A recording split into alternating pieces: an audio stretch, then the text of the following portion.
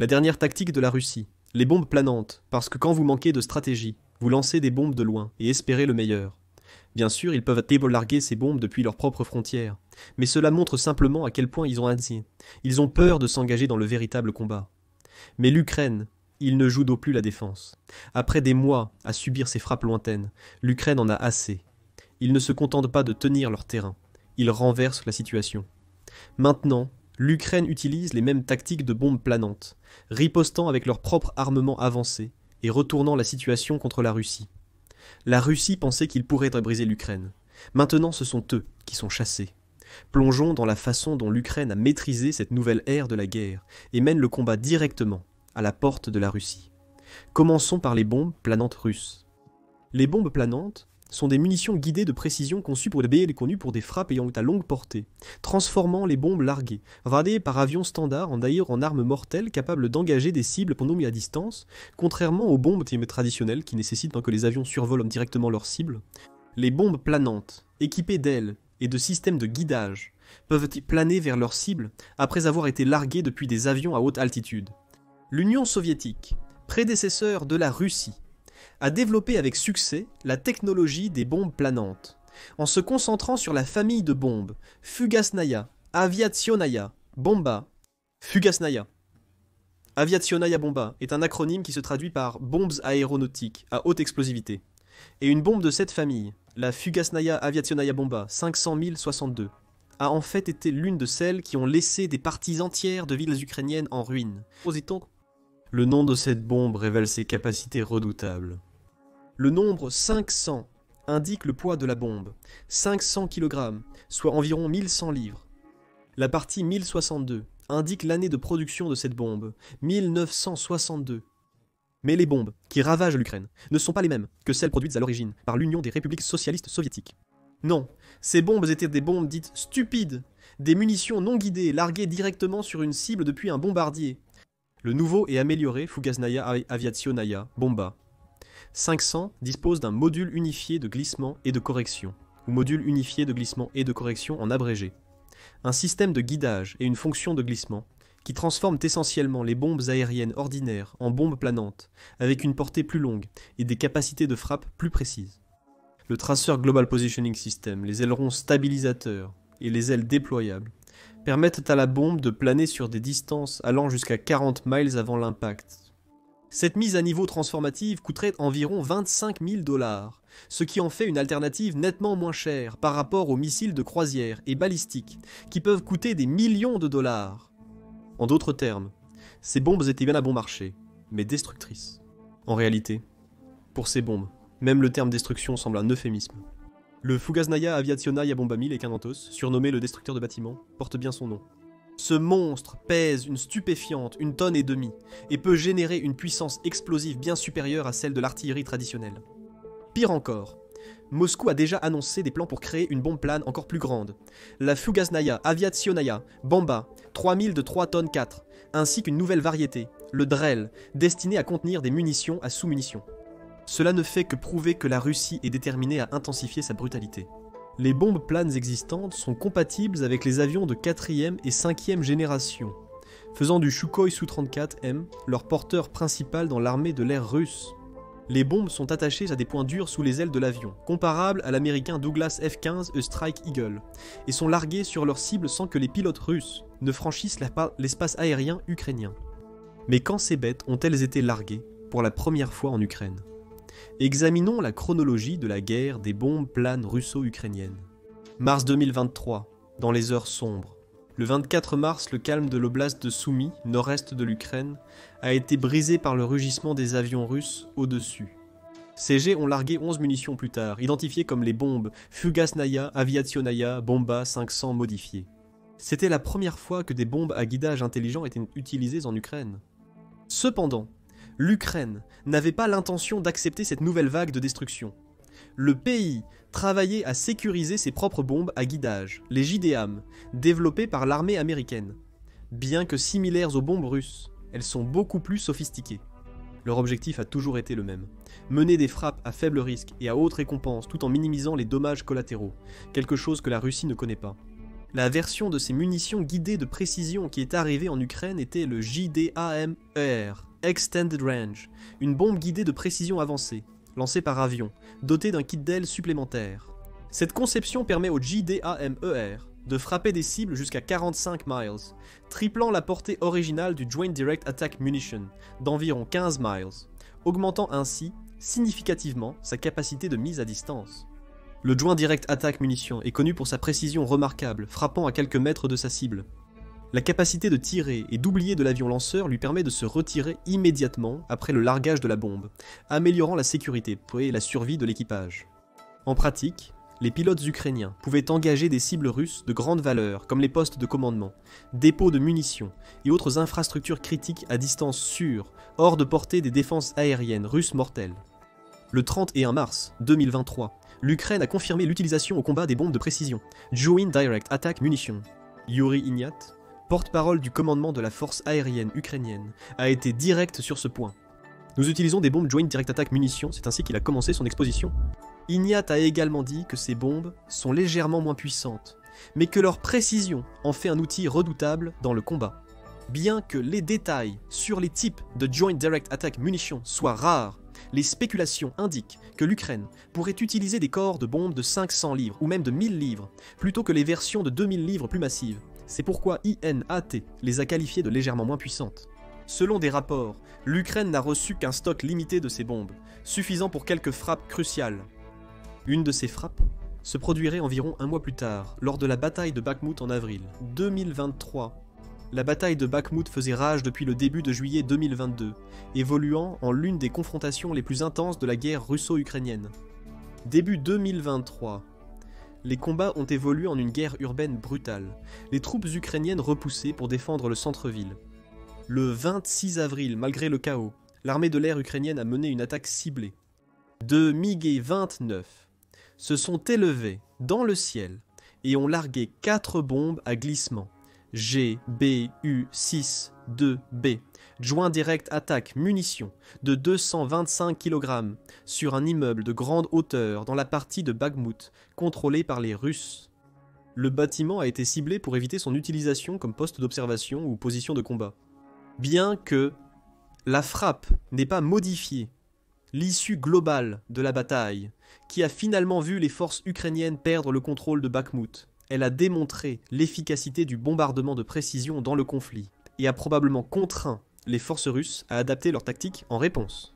C'est probablement pourquoi la Russie a utilisé des bombes planantes lors du prochain conflit majeur avec les forces ukrainiennes, la bataille d'Avdiivka, en janvier 2024.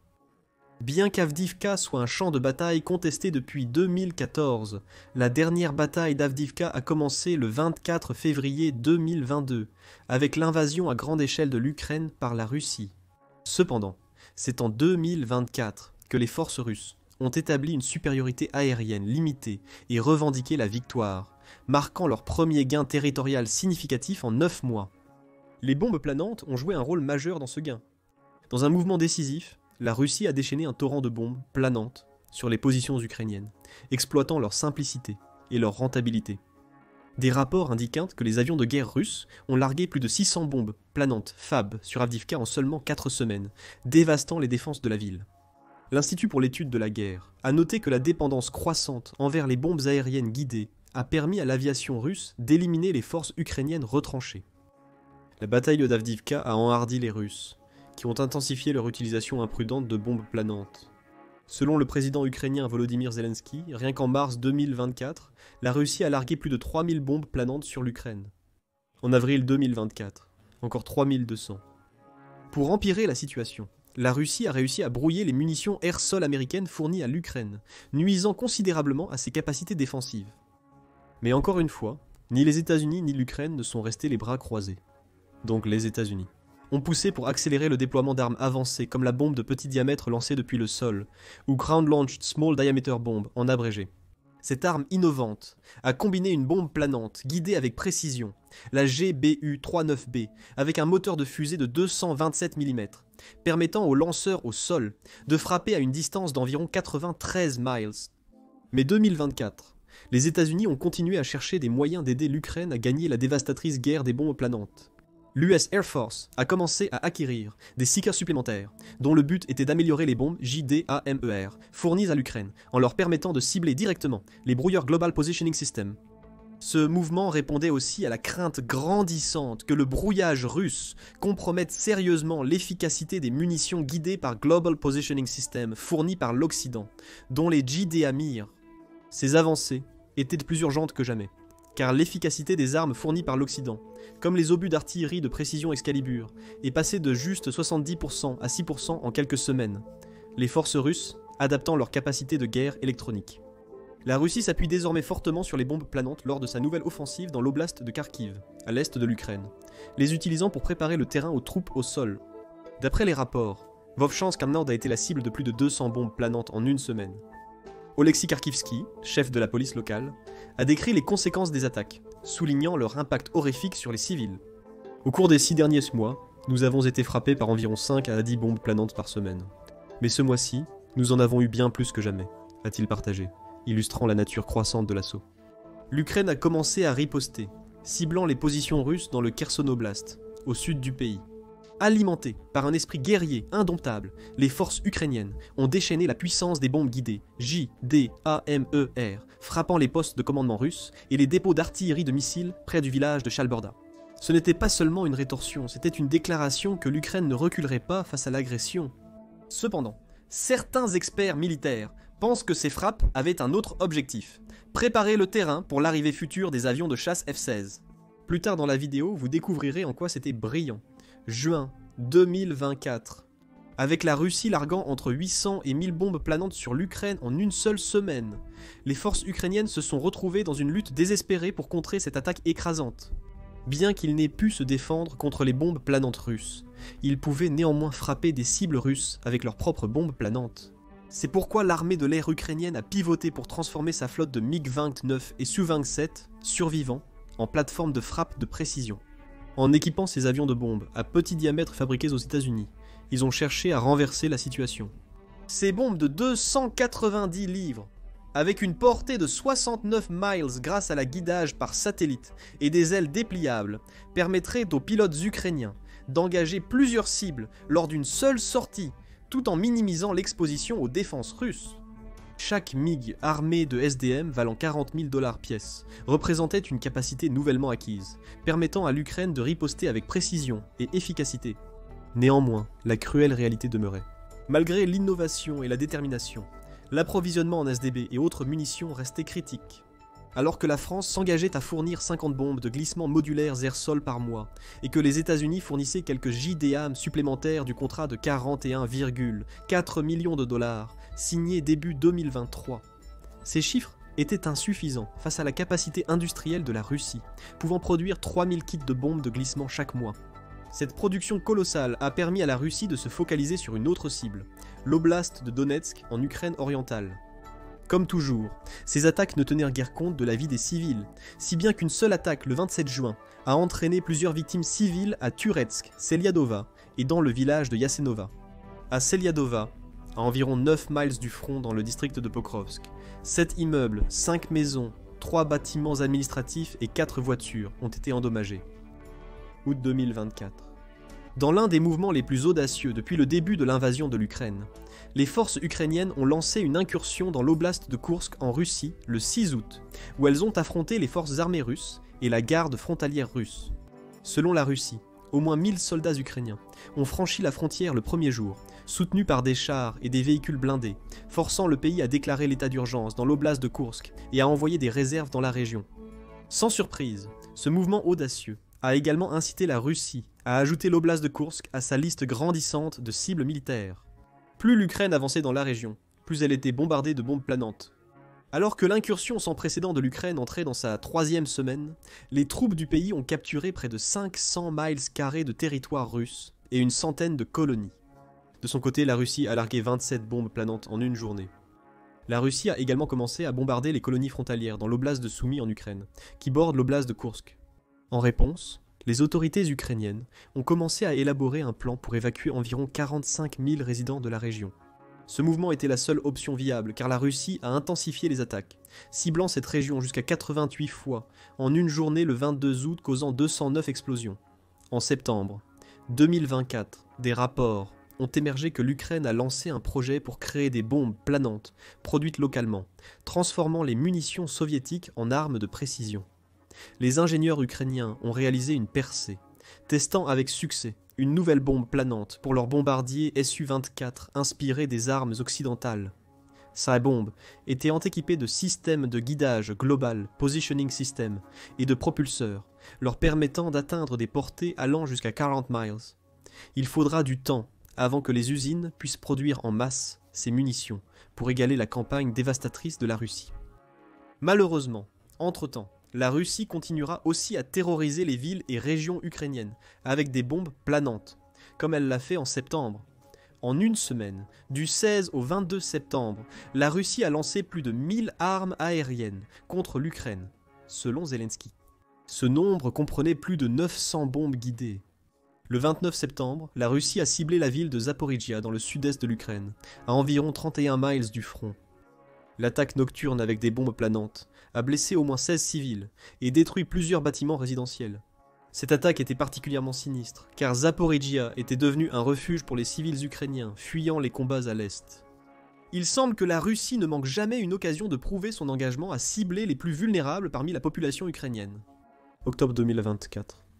La même vieille agression implacable. Zelensky a rapporté qu'à la mi-octobre, la Russie avait lancé environ 900 bombes aériennes guidées en une semaine, et comme si ce chiffre horrifiant ne suffisait pas, elle a également lancé 40 missiles et 400 drones de combat de différents types. L'ampleur des bombardements a dressé un tableau vivant d'une nation déterminée à infliger un maximum de dégâts à l'infrastructure ukrainienne et à la population civile. Mais ensuite, quelque chose a changé. Novembre 2024. Novembre a débuté dans la continuité du schéma sombre observé durant l'automne. Les forces russes ont continué à lancer un déluge de bombes planantes jour après jour. L'attaque la plus notable a eu lieu le 11 novembre lorsque des bombes planantes, des drones et un missile balistique ont frappé des villes à travers le sud et l'est de l'Ukraine, tuant au moins 6 civils et en blessant 30 autres. Zelensky a condamné ces attaques comme faisant partie d'une stratégie russe calculée pour terroriser les civils et éroder leur détermination. Chaque jour, chaque nuit, la Russie commet le même terror, a déclaré le président ukrainien, soulignant que les cibles civiles devenaient de plus en plus souvent victimes de la guerre indiscriminée de Moscou. Au milieu du chaos, une lueur d'espoir est venue de la livraison par l'Australie de kits de bombes à glissement JDAMIR. Cette livraison faisait partie d'un énorme paquet d'aide militaire de 168 millions que l'Australie a annoncé en juillet dernier. Depuis le début de la guerre, l'Australie a envoyé plus d'1 milliard en aide, dont près de 870 millions de dollars en soutien militaire. C'est un gros engagement, et cette dernière livraison montre que l'Australie ne recule pas de sitôt. Les JDAMER ont été pris des réserves de la Royal Air Force australienne, qui avait cessé de les utiliser en 2021. L'arrivée d'un nombre indéterminé de Joint Direct Attack Munitions a considérablement amélioré l'arsenal de l'Ukraine, malgré les attaques incessantes qu'elle subissait. Cependant, en quelques jours, ces attaques semblaient s'affaiblir. Les frappes aériennes guidées par les Russes ont en effet diminué de plus de 50%. Le 20 novembre, la Russie a ciblé l'Ukraine avec 138 bombes en une seule journée, un record depuis le début du conflit. Alors qu'est-ce qui s'est passé ? La Russie a-t-elle eu un changement de cœur, ressentant soudainement des remords pour ces bombardements brutaux ? Bien sûr que non. Non, la Russie a simplement eu peur. Le 17 novembre, le président Joe Biden a autorisé l'Ukraine à utiliser des armes occidentales, à longue portée pour cibler le territoire russe. Et comme ça, l'Ukraine ripostait plus fort que jamais. Les missiles Atacms fabriqués aux États-Unis et les Storm Shadows britanniques ont montré à la Russie ce que c'est que d'être à la réception d'attaques incessantes. Mais l'Ukraine n'a pas relâché la pression. Même avec 50% de bombes planantes en moins, des centaines continuèrent de pleuvoir, chacune dévastatrice à sa manière. Ainsi, l'Ukraine a fait savoir que le pays prévoyait en fait de niveler les chances. Anatoly Balievitch, chef de l'état-major des forces armées ukrainiennes, a confirmé sans détour les rapports indiquant que l'Ukraine construisait ses propres bombes aériennes guidées. Nous y travaillons activement. Il a fièrement rapporté le 24 novembre que l'Ukraine ne prévoyait pas seulement de survivre, mais d'obtenir un grand succès. Décembre 2024. De moins en moins de bombes planantes tombèrent sur les villes ukrainiennes. Le total quotidien est passé en dessous de 50, avec seulement 5 jours sur 12 dépassant ce nombre. À la fin du mois, la moyenne quotidienne était de 40 ou moins. Il semblait que la Russie était trop préoccupée par le fait de garder ses avions hors de portée des missiles colis à longue portée mortels de l'Ukraine pour maintenir son bombardement. Les Atacams et les ombres de la tempête frappaient les aérodromes militaires russes, forçant les bombardiers russes comme le Su-34 à se replier à plus de 370 miles des lignes de front. Ce changement stratégique a significativement ralenti leur capacité à lancer des attaques dévastatrices, paralysant considérablement les frappes aériennes russes. Janvier 2025. La nouvelle année a apporté un soulagement supplémentaire à l'Ukraine. Dans certaines régions du pays, il y avait jusqu'à 70% moins d'attaques qu'en été. Fréquemment, la Russie ne lancerait que quelques-unes de ses munitions mortelles. À ce moment-là, les analystes ont proposé une autre explication possible à ce changement drastique. Les avions de chasse F-16 dont nous avons parlé plus tôt commencent maintenant à vraiment faire une différence, bien qu'ils aient fait leurs débuts au combat en août. Les pilotes russes, autrefois audacieux, hésitaient maintenant à voler trop près de la frontière. Pourquoi ? Parce que ces F-16 ne sont pas juste pour le spectacle. Ils représentent une véritable menace dans le ciel. Mais quelle que soit la raison de la baisse des frappes à la bombe planante, une chose est sûre. Malgré le nouvel an, l'Ukraine ne devrait pas encore fêter sa victoire. Les bombes planantes russes demeurent un problème majeur. Ces munitions guidées avec précision pourraient voler moins fréquemment, mais lorsqu'elles frappent, elles causent d'énormes dégâts. Les frappes ukrainiennes sur les aérodromes et les dépôts de munitions russes ont aidé à réduire le nombre de bombes planantes, mais ces tactiques ne sont qu'une solution temporaire. Yehor Chernev, un député ukrainien, a déclaré que l'interception des bombes guidées reste un défi pour l'Ukraine. Bien que les frappes de bombes planantes de la Russie aient diminué, elles persistent. Début 2025, la Russie a attaqué Zaporijia, tuant plus de 12 civils et en blessant plus de 30. Cela rappelle à l'Ukraine et au monde que malgré la diminution des attaques, ces bombes sont toujours là, prêtes à frapper quand on s'y attend le moins. Avec toutes ces morts et blessures d'innocents qui s'accumulent, une seule question se pose. Les bombes planantes peuvent-elles remporter la guerre en Ukraine pour l'un ou l'autre des partis ? La réponse est plus complexe qu'il n'y paraît. Les bombes planantes, avec toute leur puissance destructrice, ne sont qu'une partie d'un tableau beaucoup plus grand. Ces armes sont terrifiantes, mais la guerre ne sera pas gagnée par la terreur seule. Le véritable résultat dépendra de moyens plus simples et traditionnels. L'essentiel se résumera à maintenir les troupes approvisionnées et à résister à l'usure implacable de l'attrition. Quel est votre avis sur la question ? Quel camp vaincra ? Et quel impact auront les bombes planantes dans le conflit avec l'arrivée des attaques longue portée ? Partagez vos idées et hypothèses dans les commentaires ci-dessous. Allez maintenant voir. L'Ukraine utilise une ancienne arme romaine pour arrêter les Russes. Ou cliquez sur cette autre vidéo à la place.